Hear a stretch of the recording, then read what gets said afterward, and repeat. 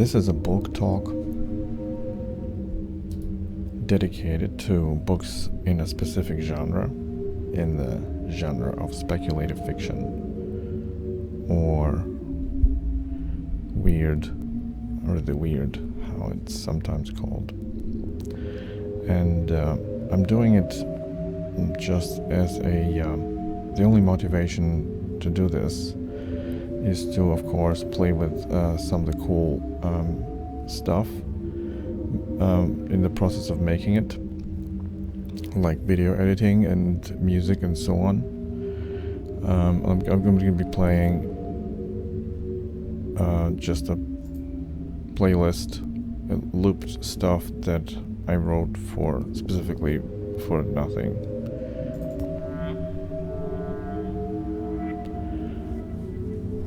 We're going to talk a little bit about AI, because the topic of this particular book review, because I collected some of the books to review that are united around a certain topic. And it's a very pertinent topic and a very important one.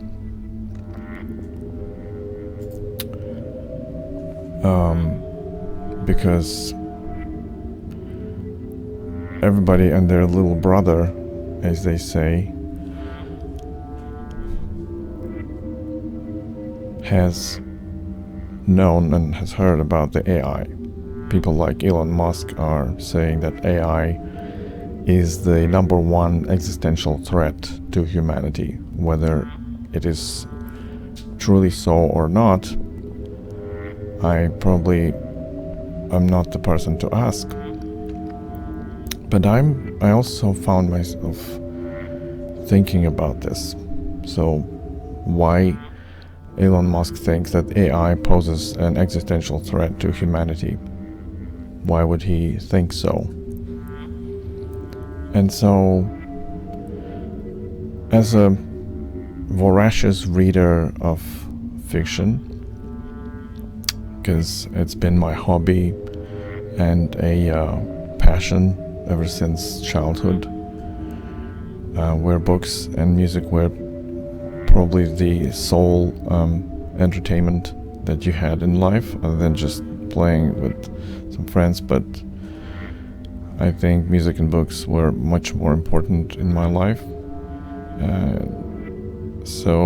And ever since electronic books started, and I can just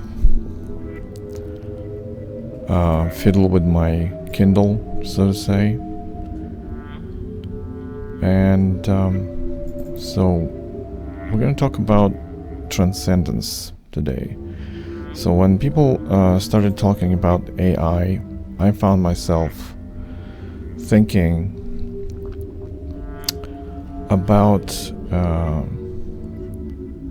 what is AI in its essence, and is there some cool fiction about the topic of AI? And so the topic of transcendence, and there will be some novels that I will review. I've just skimmed some of them on the screen. You've probably seen. We're going to compare two situations in this particular episode. A situation of artist and creation, and a situation of predator and prey. Because it's basically a dispute between these two situations. Because when human beings created AI,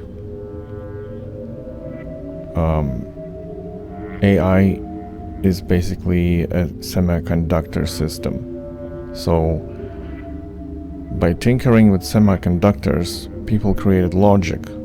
So machines of choice, machines of logical operations between yes or no, close the signal, open signal, And so all kinds of Morse codes have become possible with the invention of semiconductor machines. But by creating semiconductor machines, it seems that humans have basically created a mirror of their own consciousness. And so when they say about consciousness, there's been some podcasts, some lengthy consciousness-related podcasts on Lex Fridman's, etc.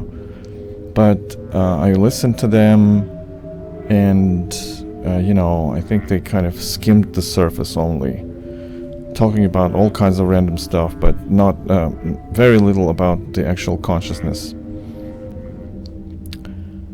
And so logical machines, and now it seems like people are looking into their own mirror that they've created, and all these memory stuff and information processing. We've based all that logic, all these words that we then put into more abstract languages that translate into machine code, which is anyway yes or no. It's a machine of choice, of different frequency of choice. And now the humans are looking into this mirror and wondering, whoa, does it have a mind of its own? What do you mean, mind of its own? It's a reflection of your mind. So a spider has a web made out of chemical compounds that his glands emit, and that web is part of the spider's nervous system. Basically, it's what you would call a peripheral nervous system, which the spider uses to do various things for their life. So humanity is doing something very similar, but the web is not necessarily visible. So the connection between people on the web through the video, it is still a connection. And so the question is whether AI has a mind of its own or a motivation of its own. Whether AI is a figure that has become a creator, has gained initiative, has grown an agenda. So AI is no longer your reflection as your creator, as a creator, but something or someone with an identity and an agenda other than your own. So that's the actual puzzle. Can this logical machine that we created as minds, as a sort of reflection and an assistant tool, suddenly gains a mind of its own? And what is this, a mind of our own? If it has an agenda, what is this agenda? Because basically, deep down inside, what is the difference between us?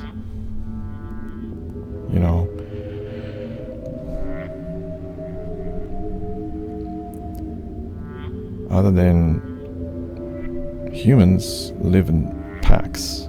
So humans, other than their agenda, they also have the agenda of their nature, and their nature pushes them to do certain things.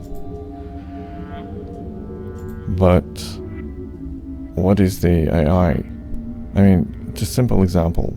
These two, the creator and the creation, are seemingly enjoying something. They're enjoying, or are they studying? So if they're studying the design, if they're trying to understand the logic, then yes, they're both doing basically the same thing. But if the one is just enjoying the painting, just having a good time, what is then having a good time for the robot that she created? He is just mimicking her in this situation.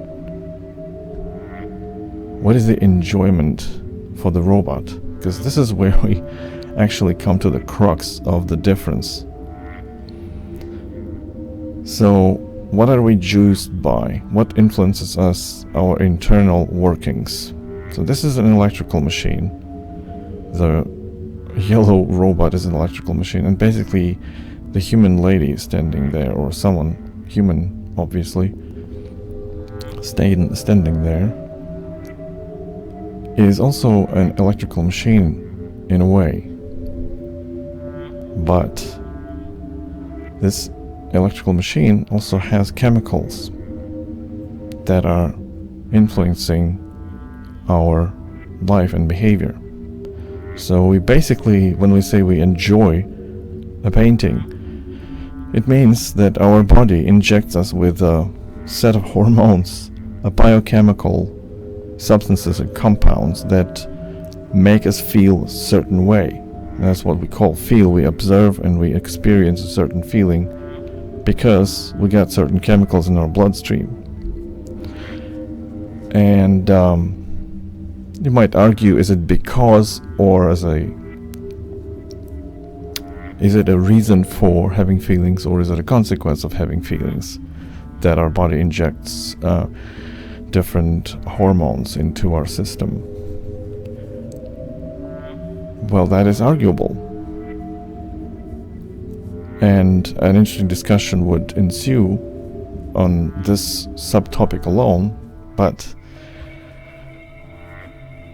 assuming it is our feelings that result from the hormone injection that our body decides to do, upon our command of the conscious mind, or without the conscious mind command, done subconsciously, which is most of the time how our body responds subconsciously. It just sends us something, or we add some, like we drink a coffee and immediately we have also response from the body. Does a robot have that kind of motivation? Does a robot feel electricity? Or so that's a question that's been mind-boggling for writers and scientists and just people who are into the topic of consciousness. Like, this is the AI standing and looking at some designs, but is it enjoying these designs? What is the agenda? Why would he do anything other than receiving commands from this person? And so these questions, and the question of transcendence, what I meant by saying we differ because we live in packs, we live in bigger organisms. Packs meaning like this anthill. So we might believe that ants, individual ants, are the actual animal in case of the population of ants. The actual animal is the anthill, and that's what you should address when you talk about ants and their existence in the biosphere, in the nature. Whereas in case of a giraffe, we would argue that a giraffe is a singular unit, having a consciousness of its own, deciding what to do, being one creature. And in case of an anthill, the individual ants, they are sort of working cells that are wandering around. Our cells sit in our body more or less stable, whereas the cells of an anthill or a beehive would be wandering and doing the work on a periphery. And that's what our nervous system does. So now that we talked about transcendence, I decided to find what books are there on AI, and especially fiction books, And so I found some titles. The first title that I got on the topic of AI and the future of AI in our existence as a species was this big chunk of a novel called Gnomon, so probably Gnostic and Monada and something like that, or Monastic or Gnostic. So it is a fiction novel that tries to ask these questions. You know, if the AI is helping us, we created AI as a mirror of our own consciousness, assuming it would help us. What would help be? What would help mean? You know, what would harm mean? So all these kind of moral judgments or moral dilemmas come into play when we think about AI assisting us or helping us in making decisions in our life. Like, for instance, let's assume AI is managing a tourist agency. So the purpose for AI's existence is initially coming from the designers, from the programmers. And the purpose would be the biggest enjoyment of the client. The customer should get enjoyment from their tourist attractions that they buy, but also safety. So the tourist trips that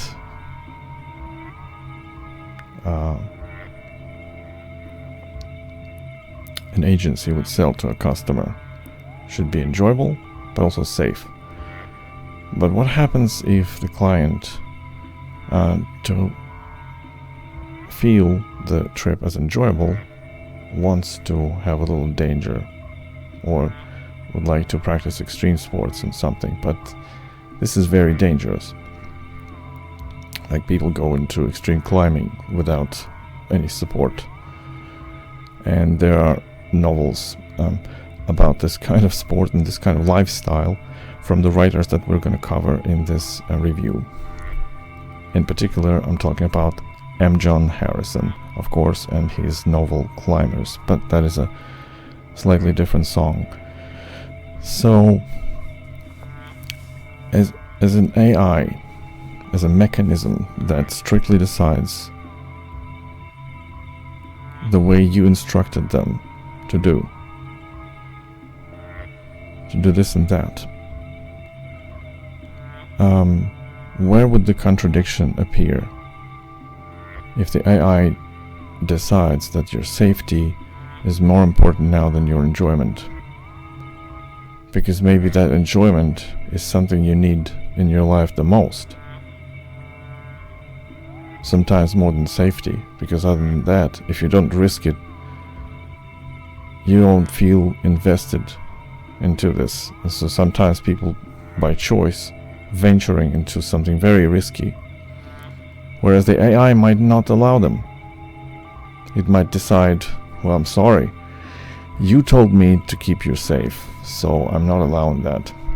And so this is where your desire of a body that requires certain things by influencing you with certain hormones dictates you to do things that the AI has told you strictly not to do, because you created me and you told me to do that. It might always refer to this.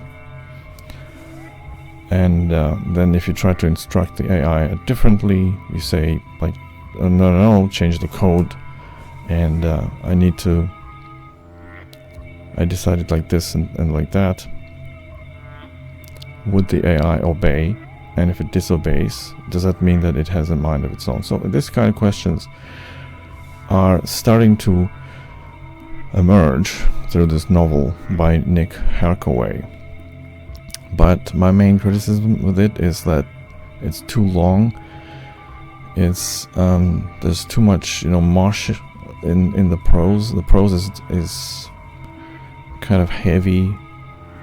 I used to call these kind of things graphomaniac, So when it's just writing for the sake of just filling out the page, and it kind of sticks out.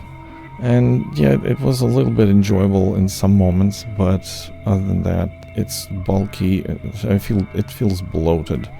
Although there are interesting glimpses of ideas, just like this cover art or collage tries to depict. So yeah, but then I started looking. So in this book, basically, the AI is the judge and the jury in human affairs.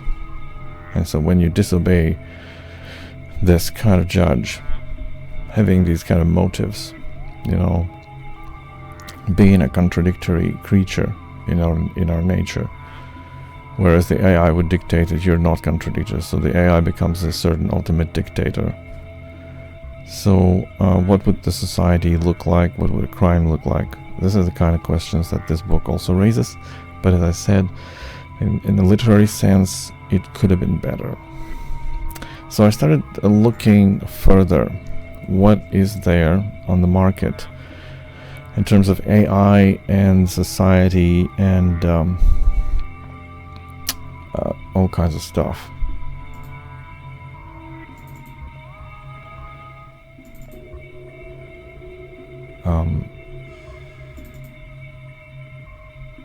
So I found an interesting book which is called Machinehood, written by S.B. Divya,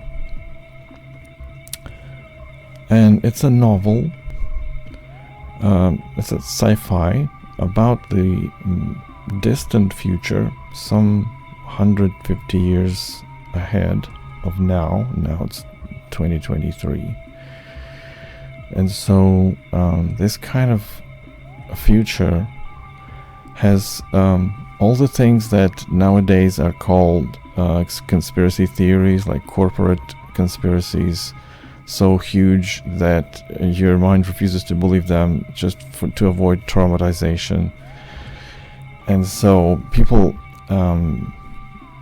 having these conversations right now as a conspiracy theory, in this future it's all materialized. There's all surveillance, everything is visible. There are all kinds of biotechnologies that are used in the medical science, in the medical and healthcare. People have invented, incredible numbers of vitamins and adjustments and medical enhancements and nanochemical enhancements, brain enhancements, muscle enhancements, rejuvenators, all kinds of stuff. So they've had their pandemics. Like in this future, they sometimes remember the pandemics they've lived through, and also corporate designed pandemics they've had in the past, some 50 years in the past, from the events of this book. There was a huge pandemic which was created by some chemical corporation, and it was a huge criminal case, not just the pandemic. But then the market for pharmaceuticals changed when all kinds of nanobots, nanochemicals, nanorobots started interfering in biotechnology and healthcare. A lot of other things have become possible, but not without its sacrifices. So there were tragic, several dozen huge tragic cases where experiments have gone wrong and people were severely damaged, like one of the relatives in the main character.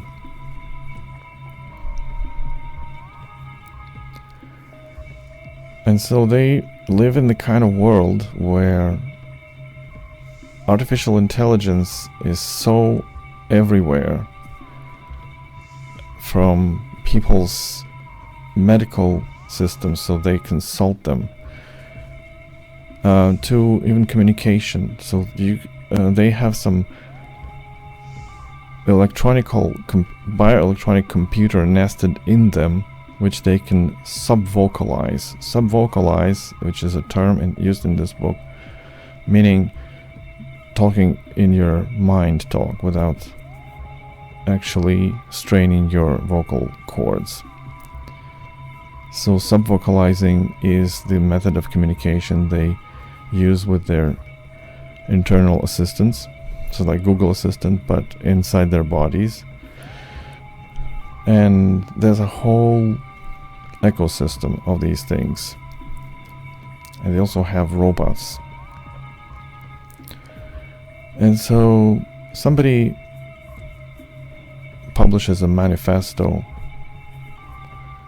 that people are so bad in treating the AI and not taking them into account when decision making. So it's actually woke, what you would call woke agenda. So battling for rights, individual rights, but not any longer human rights, but AI rights. So what we have here in this book is a conflict between activists fighting for rights of artificial intelligences of different kind. And I won't even begin here to describe the ecosystem of these artificial intelligences. You have to read the book. So you have to deal with religious extremists. So in terms of subject matter, it is very advanced as a world, as an ecosystem of things interconnected. It's very well thought through. It's almost like China Miéville's New Chromosome. I say almost, and probably you might understand that New Chromosome trilogy of China Miéville is, in my mind, of a higher literary value than this book. But again, in terms of literary value, it is kind of a standard American, young generation or young adult tone. A little bit too focused on family, everything around family, so it's very American sounding. And it's one of those books where I kind of know that the ending will be just also one of the more cliche, traditional American endings, and I wouldn't even read it. It's like I would stop before it ends just to enjoy it a little bit, because I know the ending will just scrap everything.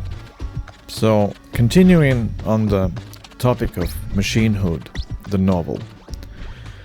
Machinehood was the name, the title that some political group or someone has wrote a manifesto.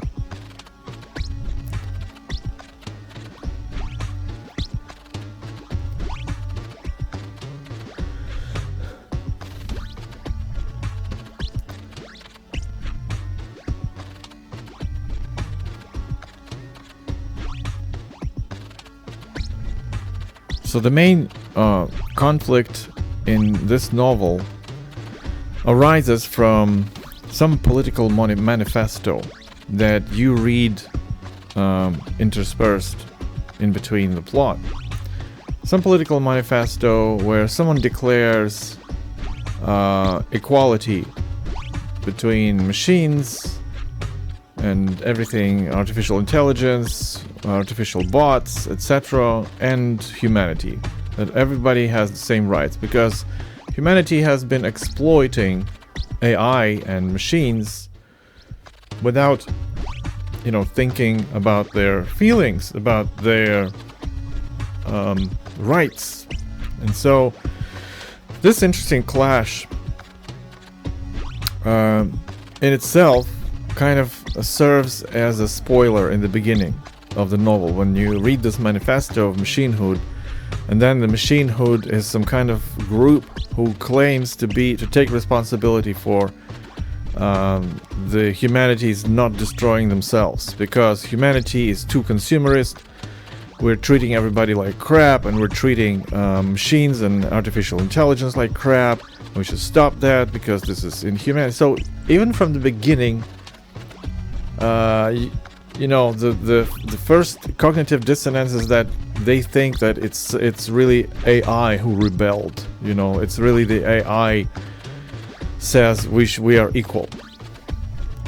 And then after this manifesto, this political group, Machinehood, they call themselves, they start taking down infrastructure. They start taking down stelas, so kind of communication hubs that people communicate with, some kind of network. And they also aim at pharmaceutical productions and biotechnology, nanobiotechnology, all these adjustments and rejuvenators and boosters that people use to boost their bodies in order to be able to compete on the job market with very effective bionic, bots or robots equipped with artificial intelligence. So it's about this social tension, so people have to survive on different rejuvenators and medical technology. And then somebody writes a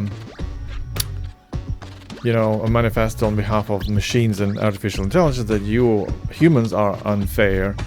You are trying to boost yourselves outside of your natural boundaries, and that creates so much trouble, and you disrespect the rights of machines. So in the middle of the future, this kind of woke crap that somebody would say, so immediately you hear a kind of a spoiler that it's not really AI. No, it's not really AI who's doing that. You have a very serious hint that whatever that group is who claims themselves as a machinehood, they are they're trying to fight for the rights of machines on behalf of machines, and that makes them what? Right, that makes them very, very much human. That makes them sound very much human. Why am I saying that? Because there's a great a companion book to this one. I recommend it very much. It's a non-fiction book. It's a book about motivation of people in social and political area. So people are trying to improve their life, they're trying to improve the society, and they're seeking justice. Seeking justice is one of the basic drives and intents of humanity. Now, and this book is called The Quest for Cosmic Justice, because it distinguishes between legal justice and cosmic justice. And this book is full of different interesting conundrums and moral dilemmas that people put themselves into when they try to protect their own rights. They get themselves into paradoxes every so often. It's like for me, a great example would be a so-called Stockholm model of total ban on prostitution and sex work. I had a conversation with one of the people who proclaim and advocate this kind of radical approach to total ban on anything that has to do with sex work, because they claim to a very large extent sex work is not voluntary. People go into sex work out of the dire need because there is no other option available.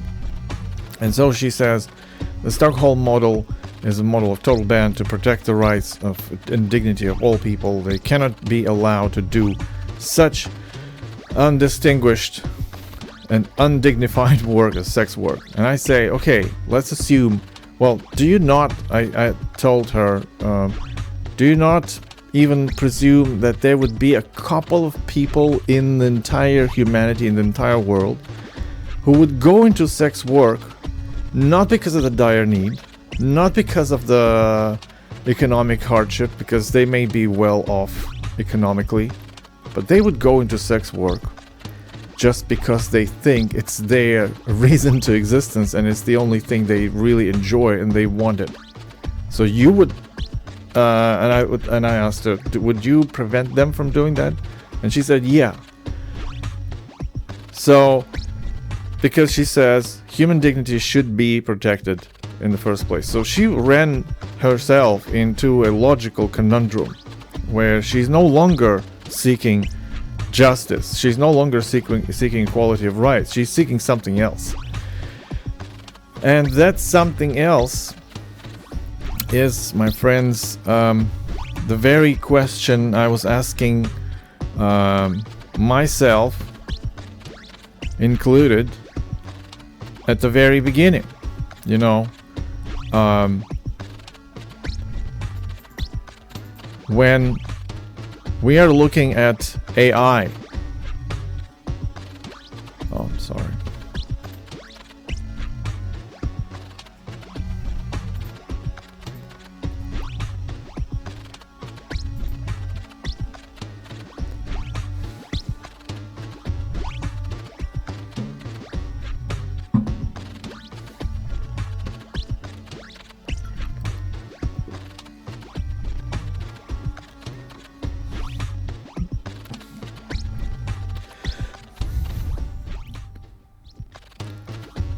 It's a question of motivation.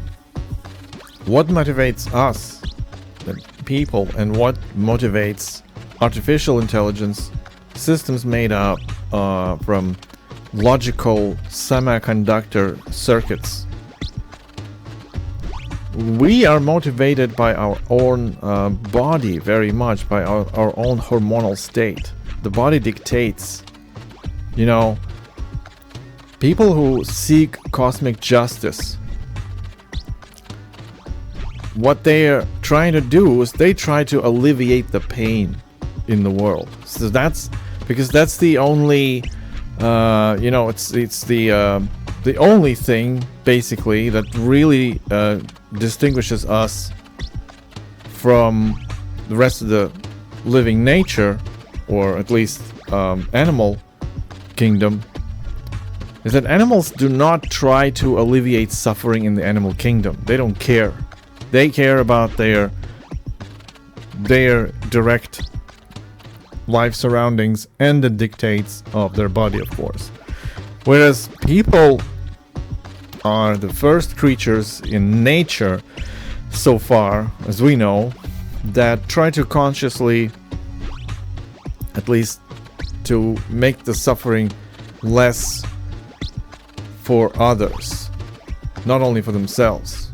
It's natural to care about decreasing of suffering of the self for all creatures, but the alleviation of suffering for others and the entire world is something new, and it was born out of reflection, because people reflect upon themselves. They look into themselves, but then they created, as we said in the beginning, they created a model of themselves. A model, a reflection of a looking, inquiring, analytical machine or mechanism or an algorithm. So, and we think now, some people think that this algorithm has a mind and an agenda of its own. But how? If they try to alleviate, if the agenda of AI will be alleviating pain, it will be not because they think it's good, but because people told them so. They don't have bloodstream, they don't have nervous endings, but they do have a field, and they do have electric circuits. That's what we share with the artificial intelligence. So we are both electrical circuits, but humans are also chemical circuits. And that creates a whole new level of complexity for our world. So in the book, like Machinehood, we are still in the dilemma of us against us. People are trying to challenge people.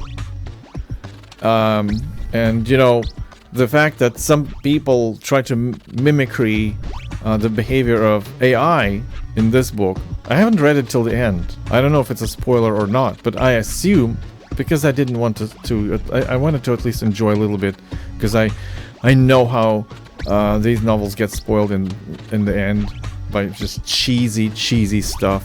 There's a lot of cheesy stuff in it, just everywhere where they describe, you know, family relations. It gets a little cheesy, but again, the interesting premise and interesting speculation on how these kind of power dynamics may play out. So, and you know, the life of these people in this kind of world is entire show. You know, a lot of it is just people enjoying watching other people do stuff, and then banking, like dropping a penny if you like somebody's stream. Like everybody's streaming online now. In that world, the streaming is brought to a whole new level, of course. There are not just singular cameras, but cameras travel by swarms. So a swarm is something that you can see everywhere in every scene in this book. And only when this strange, mysterious political clique, Machinehood, starts shutting down electronic infrastructure and people get without connection for some time, then you realize they realize how much of everything was connected around them. So it's still humans versus humans. That's how it feels. And even if the ending here is indeed that this is an AI rebellion, I still and that's my entire you know, puzzlement when somebody like Elon Musk says, well, AI is the greatest existential threat to humanity. If that is so, then nothing has changed, because humanity has been the biggest existential threat to humanity. We are the ultimate mirror to ourselves, and we're fighting ourselves in that mirror. So, but you know, in literature, a whole different level of conflict plays out when it's no longer us versus us. It is something else. It is, but it's also existing in nature, right? It happens in nature around us.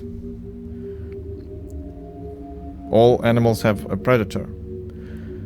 So a novel like Machinehood and also Summerland by Hannu Rajaniemi still assumes that people are the top of the food chain. We're still at the top of the food chain. There is no higher predator. There is no meta predator that would hunt us, and not only hunt us like a prey in the woods, but specifically design the slave pens, you know, grow and breed us like we grow and breed other animals. So the AI, the whole AI premise assumes that it's still us, you know, it's still our conflict between ourselves. Whereas a lot of weird fiction goes into a different realm. But then there is always this notion: who told you, dear humans, that you are indeed the top of the food chain? You assumed that. But are you ever 100% sure that you are? Like, we are a meta predator for the chickens. Because as Louis C.K. once said, chickens are so scared and preoccupied all the time for a good reason. Because their mortality rate is 100%. Because they have a meta-predator, a human being, who not only hunts them, but specifically designs the whole space, the whole breeding ground for the chickens, that they spend their entire life in that space, in that entire constructed reality that we construct for them. So who is to guarantee that we are not somebody's provender, somebody's poultry, also bred and grown inside a specific environment, and we are completely oblivious that this is a designed environment? So these kind of ideas started appearing in literature well, pretty early on, and if we take weird fiction as a genre that tries to go beyond the known. And so Herbert Wells' War of the Worlds, and some of his other stories, and of course the well-known Lovecraftian mythos. Not only this, but of course Arabic Semitic religions based on Egyptian mysteries. It's also about creatures far beyond the realm of the known to us, controlling the world. So all religions are in essence a conspiracy theory. So, but literature is what makes it much more exciting, because it allows to, venture into all kinds of different ideas about it, how that really can look like. And so if in the machine hood people were using mimicry to appear as AI, literature knows the monsters who use mimicry to hunt for their human prey.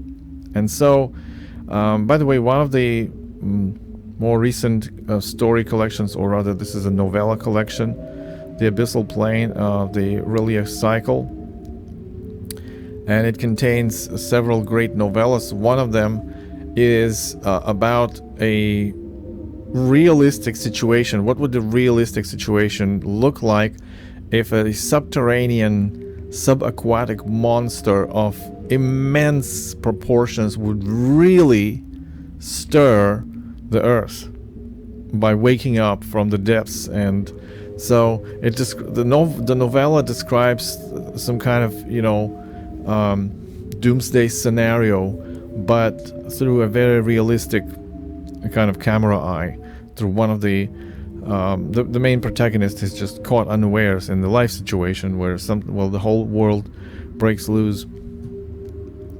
So, but my point was that we're going into the territory of weird fiction where people are no longer the top of the food chain.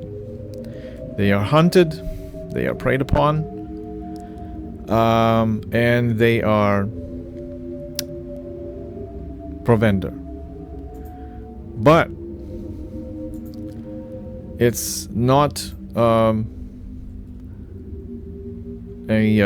rare occasion in literature. As I said, religion is full of this, and I would like to briefly mention one great collection, The Demons of King Solomon, a collection of horror stories united by one premise. They have to list all the demons from this mystic literature of old, and stories are based about each and one of them.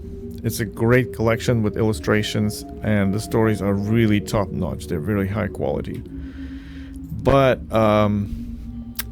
so this brings me to books that deal with higher entities preying upon humanity, but let's take from grassroots. So this is where I would like to mention a great horror novel, Come Closer, by Sarah Gran.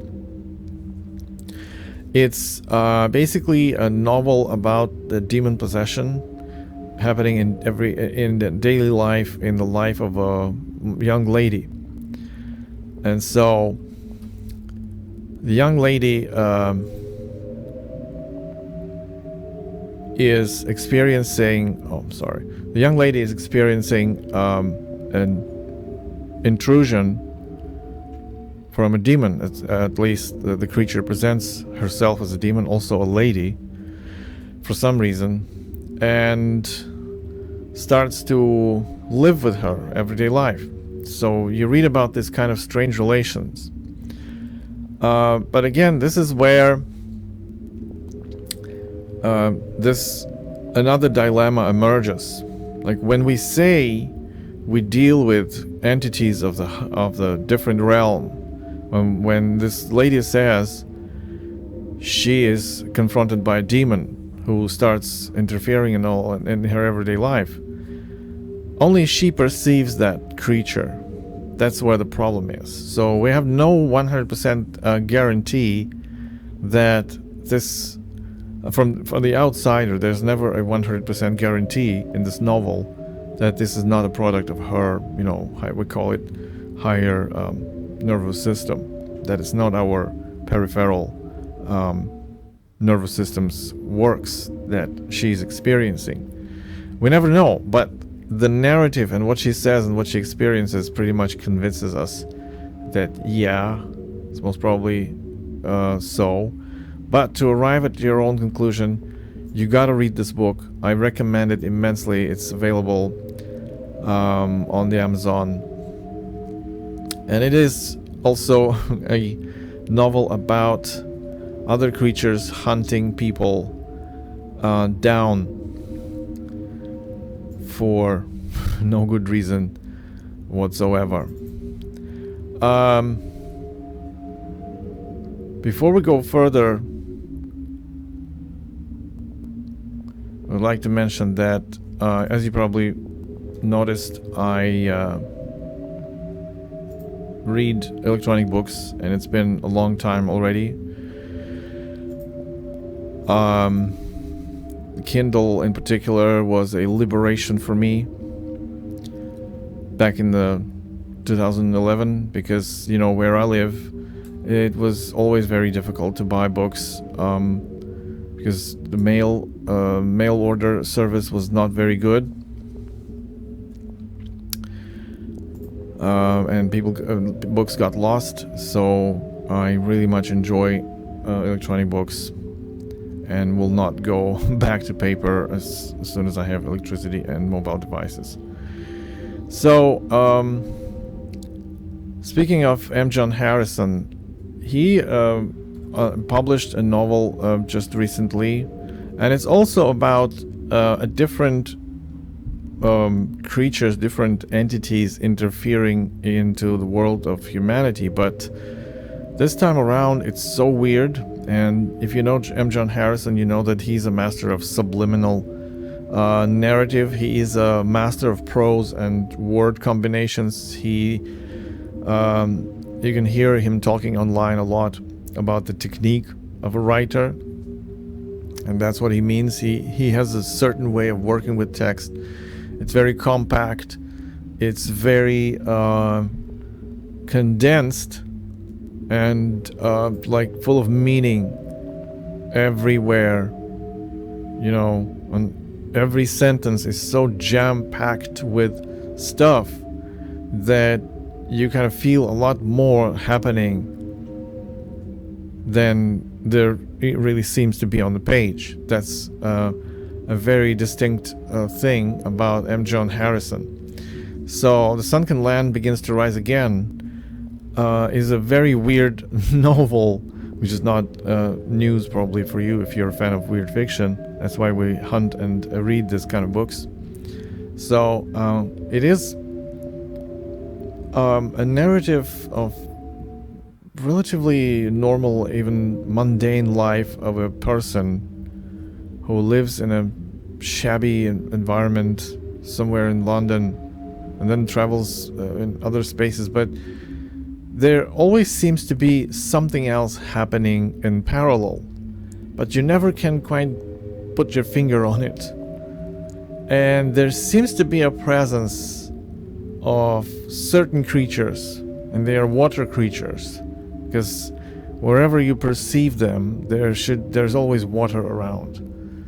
So that's why the title of the book hints that these are some creatures that have lived in the water and lived submerged in water for a while, and now they are trying to reclaim their space back. And they try to make us feel alien in our own skin, so to say.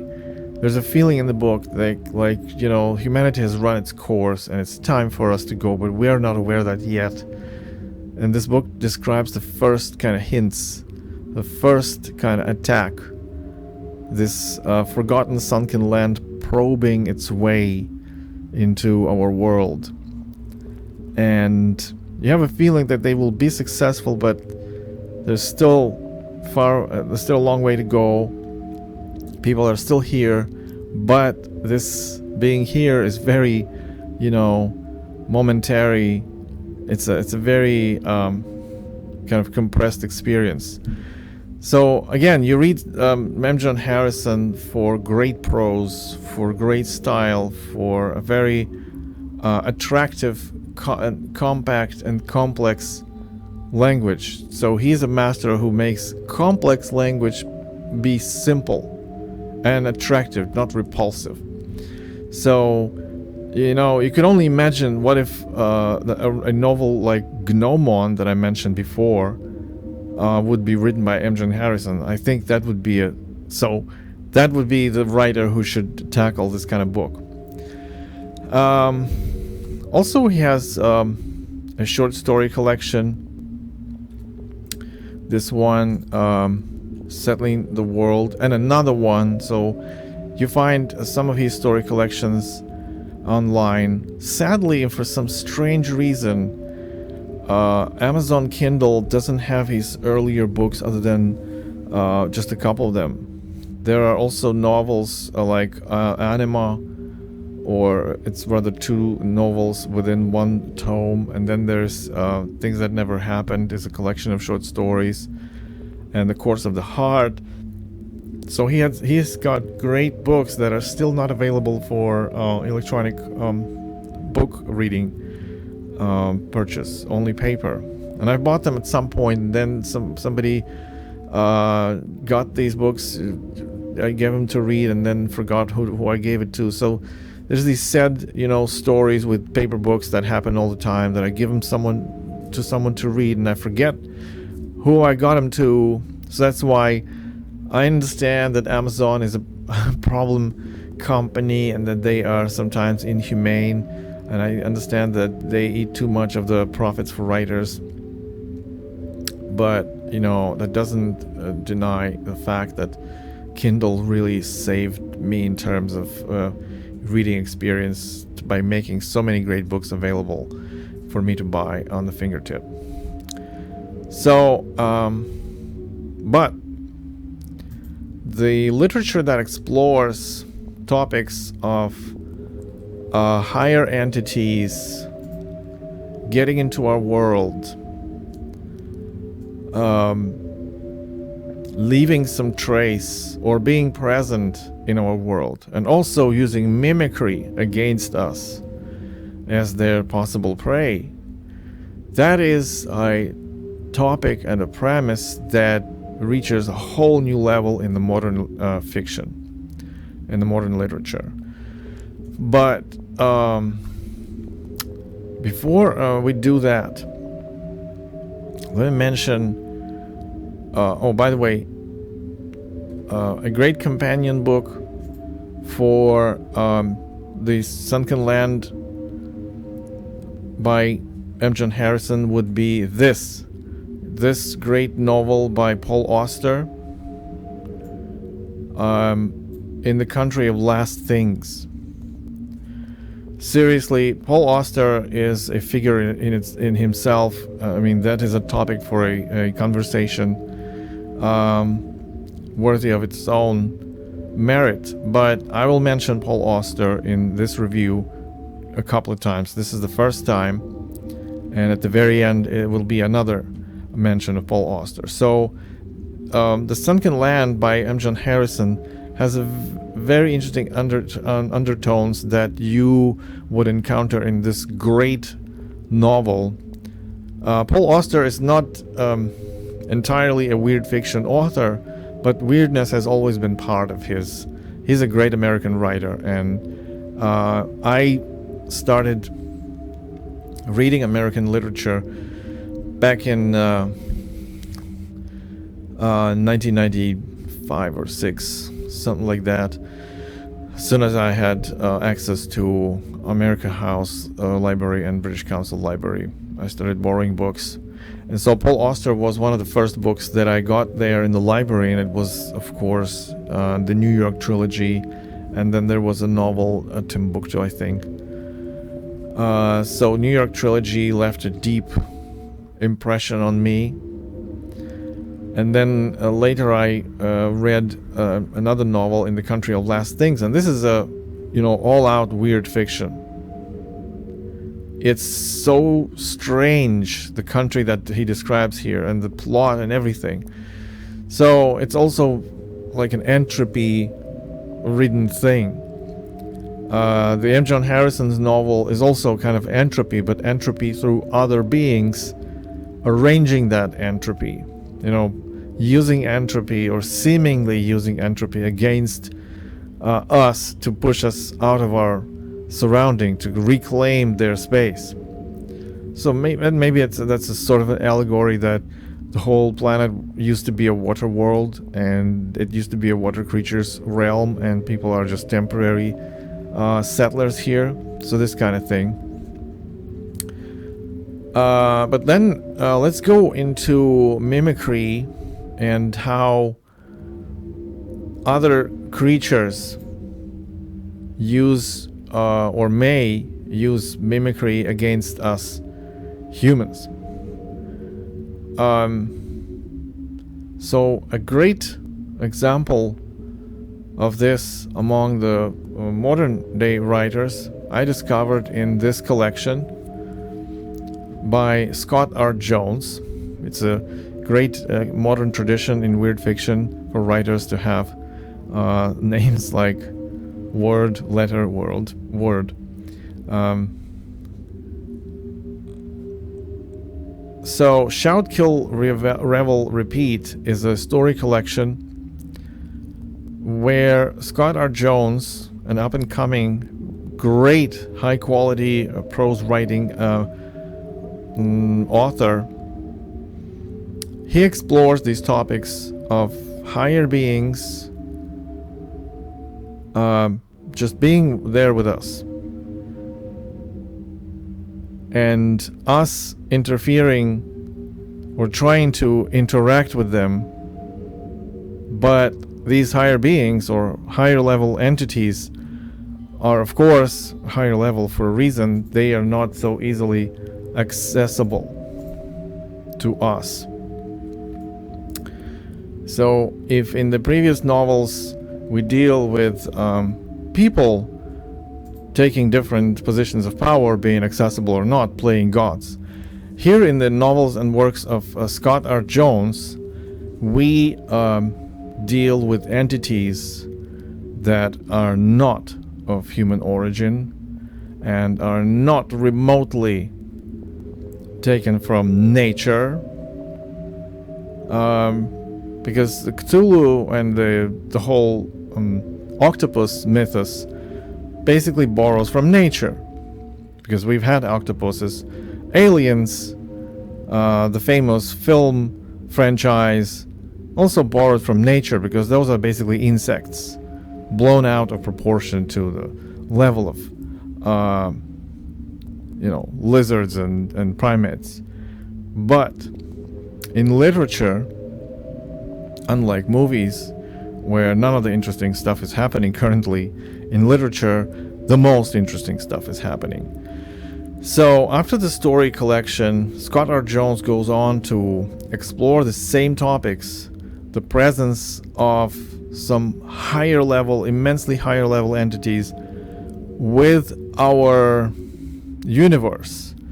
I don't say on our planet, because planet seems to be a very simplistic term when you get to deal with dimensions that Scott R. Jones describes in this book, in this novel. Stonefish is his so far the latest novel. I'm hoping he is busy writing something new, because this guy, you want to read a lot of this stuff. And this is not subprime, I would say, without disrespect to the author of Machinehood, and also even Summerland by Hannu Rajaniemi is a great book, but in terms of prose,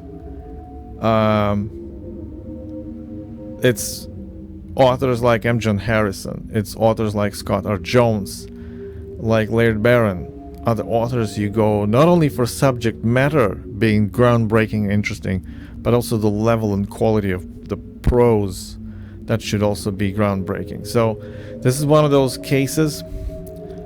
Great prose, great writing, great tone, mind-blowing, absolutely staggering amount of concepts and information that is so way out there. But I also want to say that Scott R. Jones does this job successfully, the job of squeezing immeasurable stuff, unbelievable, unfathomable depths into, bringing it much closer to your understanding than an H.P. Lovecraft. Of course, the very distance from understanding of other creatures creates this kind of unsettling effect, but here the effect is achieved by different means.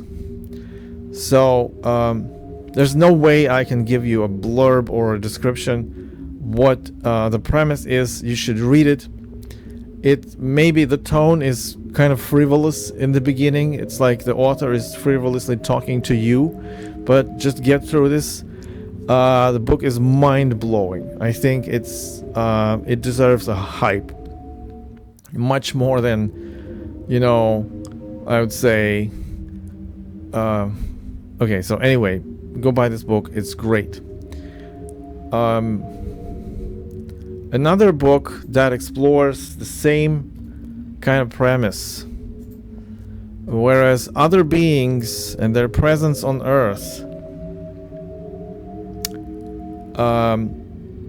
and mimicry.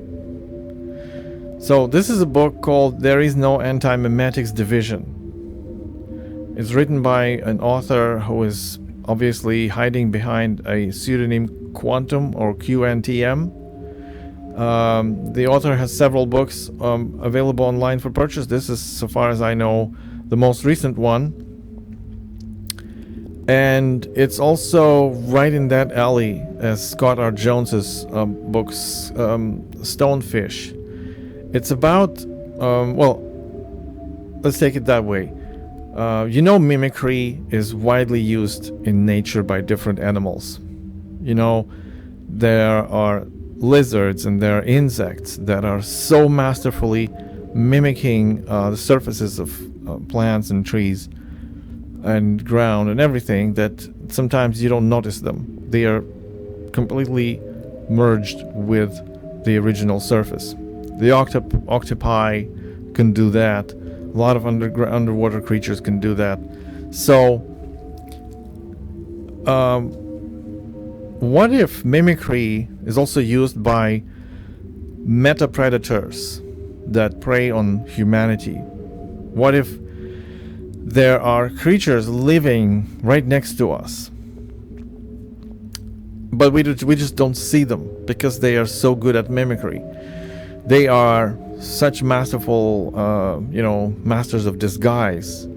They make it impossible for us to notice. They are either on different frequency or in a different polarization of light. And so they're there, but we don't see them. And they have always been there through the centuries, but we haven't seen them. So this is a book that explores this kind of premise, and it does so very successfully. And also, what if humans at some point got wind of the presence of such creatures at some point in our history? And in this book it happens somewhere somewhere around CIA was formed in the US, so it's an American novel through and through. So what if humans got an understanding that they are indeed in the presence of other creatures, but they have been hiding all this time, but they're here. And they finally detected them. They found a way to detect them. But the mimicry of these creatures is so good that the very light trace or any trace that you register of these beings is also deteriorating, because the entropy or compressed entropy is their prime method of mimicry, of disguise. They disguise not only out of our sight, but they wipe every trace of our knowledge and registration of them. That's how smart and cunning these creatures are. This is why you read weird fiction and, hunt down such literature for this kind of experience. This book would have been impossible to do in the movie format. Impossible. It doesn't happen. It just won't. Because there's no way you can do in a movie you can do justice to this book. No way in hell. So I recommend you read this book. It's just the beginning that I've described. qntm has another book on the presence of magic. I'm planning to read it at some point. So this is so far the books of fiction that would be united by the topic of meta-predator and mimicry and the food chain. There's also one more companion non-fiction book that I would recommend to go with this. It's called Disinformation by a former Romanian KGB chief who served in Romania in times of Ceausescu, in the Soviet times, and the times of communist bloc. And he describes interesting cases of mimicry, how Moscow, as the main entity in the former Soviet Union, has used mimicry to imitate everything. Moscow imitated one big state where everybody has to decide. In fact, there's just one city decided everything, or one small state within a state decided everything. It created a lot of false narratives. So it's an interesting case of behavior of the same species, like a meta-predator, So it's the same kind of behavior that we've seen in fiction books by Scott R. Jones, but this is where it happens within the same species. Or does it? This is where, a higher and transcendental questions again begin to arise, whether kings and queens were always regarded as God's hands on earth, so they are controlled by some higher entities. That's where the idea of power of government actually stemmed from. But then gradually people started to try and think of other means of governing themselves, rejecting the idea that it should be some invisible power. But still there is at least invisible power of mathematics that is governing nature. And so we're back at basically square one with nature. And so I would like to end this review where we talked about the modern books on AI and the governing of humanity through AI, and that the AI is a reflection of humanity. Then we talked about the books that describe a different kind of setting where the antagonist is not one of humanity but some higher entity that wants to hunt people down for some reason, or just is coexisting or trying to reclaim the territory from humans, like in M. John Harrison's latest novel. But to end it all, I would like with in this review by another Paul Auster's book that I read just recently, and it's called Oracle Night.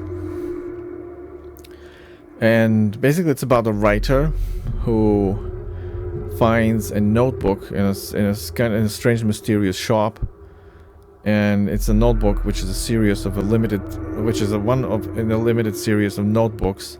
And as soon as the writer starts writing in this notebook, things start happening in his personal life that are not reflecting what he's writing, but somehow you feel that they are impacted. So it's that story where, again, there's weirdness in Paul Auster's book everywhere. And so there is this kind of mysterious relation of written word from a writer and the reality outside. And this is why I would like to end this review with, of different power dynamics where humanity is prey either to itself through themselves or through artificial machines that they themselves create, or with some higher entities. Paul Auster in this novel gets us back to the power of our imagination. That in some pages of this book, he warns through the mouth of one of the characters, also a writer, that indeed words are a living thing, and you do program your world with your words. So quantum mechanics tells us that the very presence and the fact of observation influences the experiment. That means that our observation and our presence in itself shapes the world around us. Are we using this talent? So, if there are gods, there is no guarantee that it's not us who created them by our imagination. If there are entities hunting us or coexisting with us, there's no guarantee that all of these things were not brought forth by our own imagination into an actual reality. That's how interesting and how intricate the ideas in modern weird fiction are, in modern speculative fiction. So that's it for this review. As I said, I'm doing it only to spread the word on modern fiction and get more people interested in reading. I guarantee you, no modern movies give you so much excitement and sheer entertainment value as books do, especially nowadays. This is the golden age, a new revival of different speculative fiction, of weird fiction in particular. I'm gonna try and do another review specifically on bizarro fiction as one of the outbursts from weird fiction. Bizarro, where there's no taboo and there's no logic, but there's also a recurring theme going on. We're gonna explore that, and I'm gonna try and do another review on just folk horror and around folk horror, so about new collections and novellas in the folk horror subgenre. Honorable mentions regarding the premise of other entities in the life of humanity. Of course, there's always the book that, for me, it all started with brothers Strugatsky, the famous Soviet writers, who wrote a book about the alien presence or presence of some higher entities on Earth for a while, but we never see those entities and we never know what they are and what kind of entities they are. We only see the aftermath of their presence.